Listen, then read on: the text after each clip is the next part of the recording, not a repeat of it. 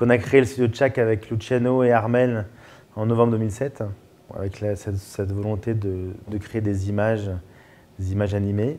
On a commencé par être plutôt prestataire de services en amenant une vraie partie créative au projet, c'est-à-dire qu'on n'était pas juste exécutant, mais on était partenaire créatif.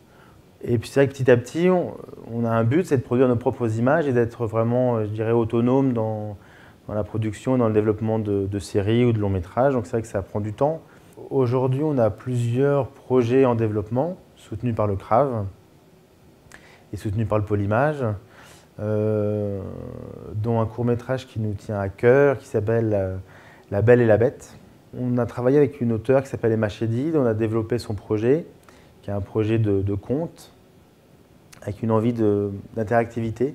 Elle avait envie de créer une interactivité un peu différente de l'interactivité qui peut y avoir dans les jeux vidéo. C'est-à-dire qu'on ne prend pas forcément la place du héros ou de l'héroïne, mais on accède à de nouvelles connaissances, on accède à de nouveaux sentiments, on accède à des choses un peu nouvelles où on est aussi acteur.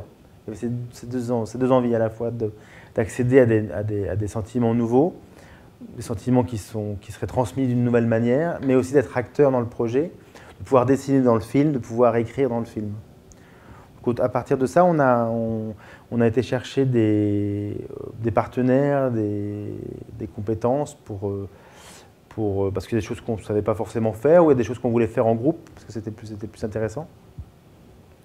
Donc on s'est tourné vers l'équipe pédagogique de l'ESAT, parce qu'on travaille très souvent avec eux et qu'on prend souvent des stagiaires parce qu'ils correspondent bien à notre univers de travail. Et, ils forment des jeunes, des étudiants qui sont quand même très créatifs, très autonomes, donc on aime bien en avoir régulièrement avec nous.